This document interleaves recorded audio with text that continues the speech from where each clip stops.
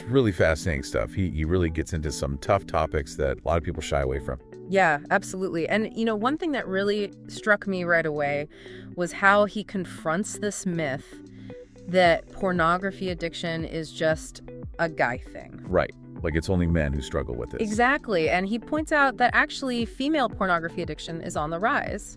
And especially among younger women. Yeah. And, it really challenges us to rethink those assumptions, those kind of outdated assumptions about who we think is affected by this. It's not just a problem for men in their basements, as the stereotype goes. Right. Exactly. So why are we seeing this increase among women? It's a great question. And I think, there are a few factors at play here, but one of the biggest has to be the internet. Okay, so increased accessibility. Yeah, it's just made pornography so incredibly accessible to anyone with a smartphone or a laptop, which, let's be real, is pretty much everybody these days. Right, and then you've got social media, which is constantly bombarding young women with these unrealistic beauty standards. Yeah, and that can really do a number on their self-esteem and body image. Absolutely. So you've got that pressure to look a certain way, and then you've got this easy access to pornography. It's like a recipe for disaster, isn't it? It really is. And, it's not just those kind of societal pressures that are contributing to this rise in female pornography addiction. Okay, so what else is there? Well, Dr. Jawad also talks about the neurochemistry that's at play here.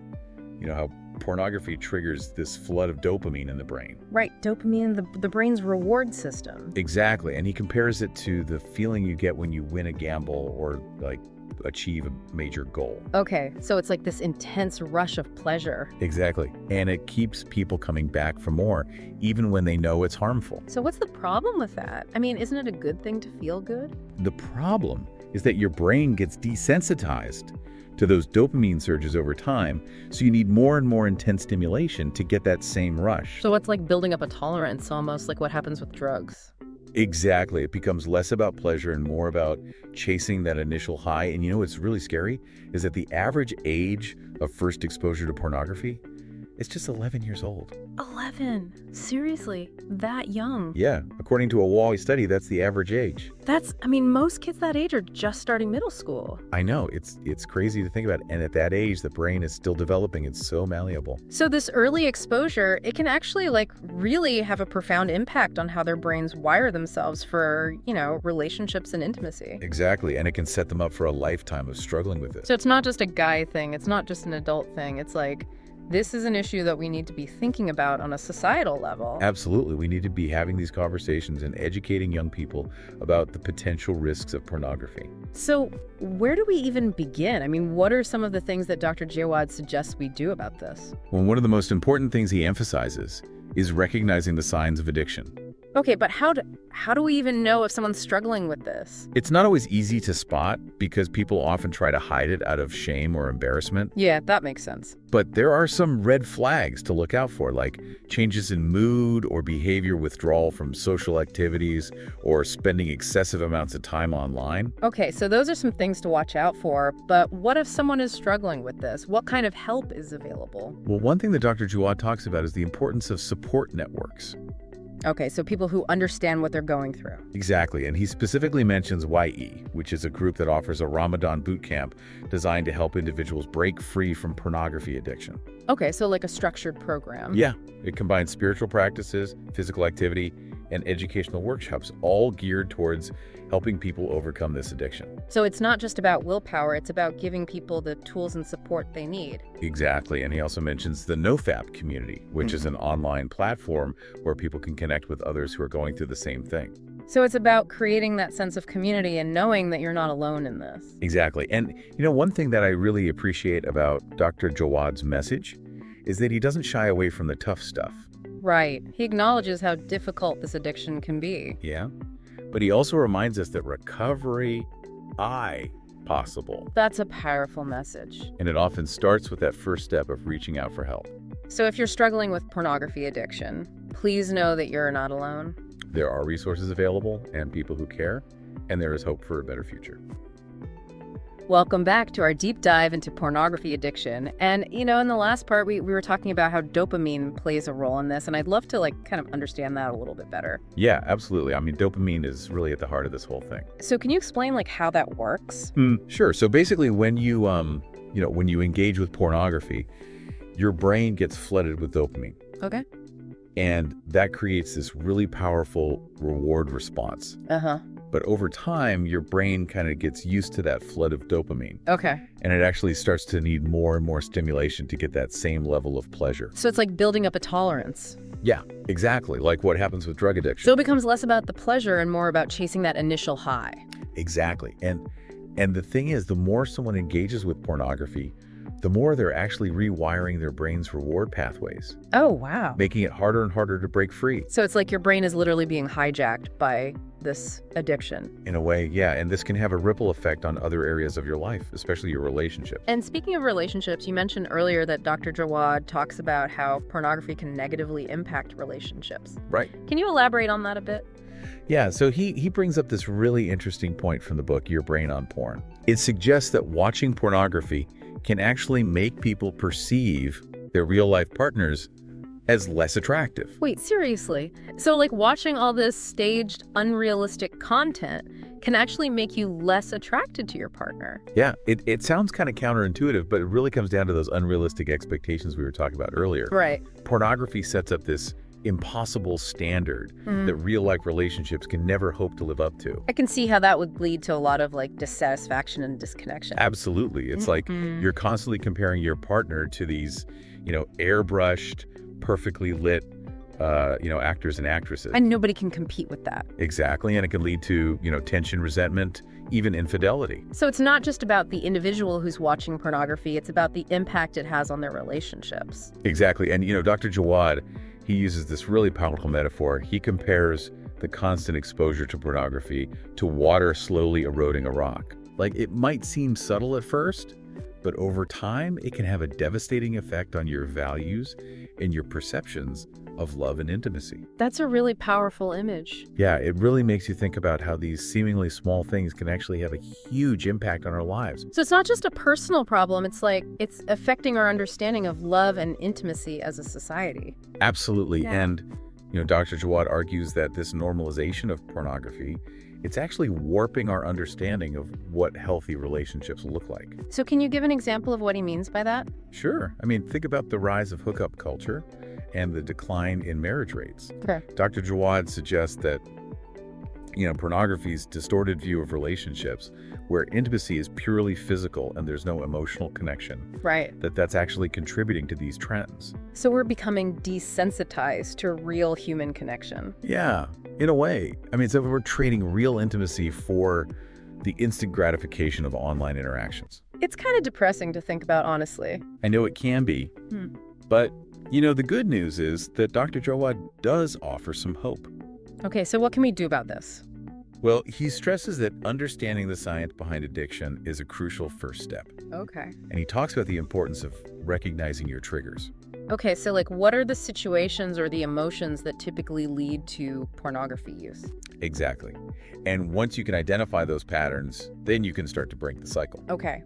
And it's also about developing healthier coping mechanisms. Right, so finding things that actually bring you pleasure and fulfillment. Exactly, like things that nourish your mind and body instead of seeking that artificial high from pornography. So exercise, spending time in nature, creative pursuits. Yeah, all great options. But I imagine it's also important to address the underlying emotional issues that might be contributing to the addiction. Absolutely, and that's where therapy can be incredibly helpful. Okay. Therapists can provide a safe and supportive space to explore those deeper issues and develop those healthier coping mechanisms. And what about support groups? Support groups are fantastic. They can provide a sense of community and accountability. So it's you're not alone in this. Exactly. And, he speaks very highly of Y in their innovative approach to recovery. And I think it's important to remember that recovery is a journey, not a destination. Absolutely. There will be ups and downs along the way. But with persistence, self-compassion, and the right support, it's possible to break free from this addiction. Absolutely. And, one of the things that I find so inspiring about Dr. Jawad's message is that he really believes in people's ability to change. He believes in recovery. Yeah, and he reminds us that we have the power to create a better future for ourselves. Okay, so welcome back to our final part now of this deep dive into pornography addiction. And, we've covered a lot, right? We've talked about the brain science, we've talked about the impacts on relationships, the societal impacts. I mean, it's clear that this is a complex issue with a lot of, far-reaching consequences. Okay, it really is. And it can feel overwhelming to think about, all the different aspects of it. Absolutely. And, I think for a lot of people, it can be really easy to just get stuck in that feeling of overwhelm and not know where to even begin. Right. It's like, Yeah. okay, I get it. This is a problem, but what do I do about it? Exactly. And thankfully, Dr. Jawad doesn't leave us hanging there. He actually offers some really practical advice for anyone who's ready to start their recovery journey. Yeah, and one of the first things he emphasizes is the importance of self-compassion. Okay, so what does he mean by that? Well, he reminds us that recovery isn't about perfection. It's about progress. Okay. There will be setbacks along the way, there will be challenges, and that's okay. It's not going to be a linear path. Exactly. It's about learning from those experiences and continuing to move forward. And I think that's such a crucial point. It's so easy to get caught up in that all or nothing mindset, especially with addiction. Right. Like if I mess up once, then I've failed. And there's no point in even trying. Yeah. Yeah, exactly. And Dr. Jawad is really pushing back against that. He's saying, beating yourself up over slip-ups is only going to make things harder. It's about treating yourself with the same kindness and understanding that you would offer a friend who's struggling. So self-compassion is key. What else does he suggest? Well, he talks about setting realistic goals. Okay. Don't try to overhaul your entire life overnight. Right. Start with small, manageable changes that you can build on over time. Can you give an example of what that might look like? Sure. So let's say one of your triggers is browsing social media late at night. Okay. A realistic goal might be to avoid using social media for an hour before bed. Okay, so it's about identifying those specific situations where you're most vulnerable and then coming up with strategies to navigate them differently. Exactly. And it's also about finding healthy alternatives to fill that void that pornography once occupied. Right. So actually engaging in activities that bring you joy and fulfillment. Yeah, things that nourish your mind and body, like we were talking about earlier. Like exercise, spending time in nature, those kinds of things. Exactly. And, you can actually hack your brain's reward system by consciously choosing these activities. Okay. It's about retraining your mind to find pleasure in life's simple joys, rather than seeking that artificial high from pornography. I love that it's like you're taking control of your own happiness. Yeah, exactly. And in addition to those behavioral changes, it's often important to address the underlying emotional issues that might be contributing to the addiction. Right. So why am I turning to pornography in the first place? Exactly. And that's where therapy can be incredibly helpful. Okay. A therapist can provide a safe and supportive space to explore those deeper issues and develop healthier coping mechanisms. So it's like a holistic approach, addressing both the behavioral and the emotional aspects of addiction. Exactly. And it's not just about individual effort. Dr. Jawad really stresses the importance of seeking support from others. So we've talked about support groups, online communities, but what about reaching out to friends and family? Yeah, absolutely. He encourages open and honest communication with loved ones. But I imagine that can be really difficult for some people. It can be really hard to break the silence and admit that you're struggling, Because there's so much shame around this. Exactly. But it's often the first step towards healing. It's about letting go of that shame and allowing yourself to be vulnerable. And, you don't have to share everything at once. Right. You could start by confiding in someone you trust, someone who, will listen without judgment. And build from there. Exactly. Wow. And it's also important to remember that recovery is a journey, not a destination. Right. It's not going to happen overnight.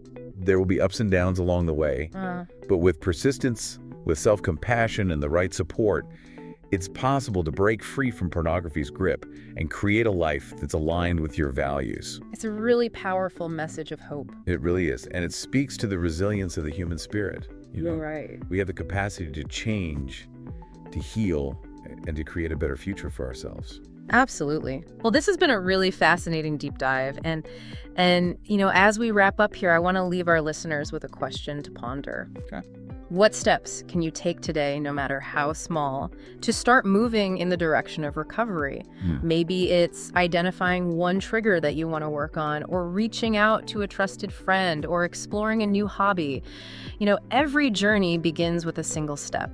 And remember, you're not alone on this journey. There are resources available, there are people who care, and there is a brighter future waiting for you on the other side of this addiction. Absolutely. So keep diving deep.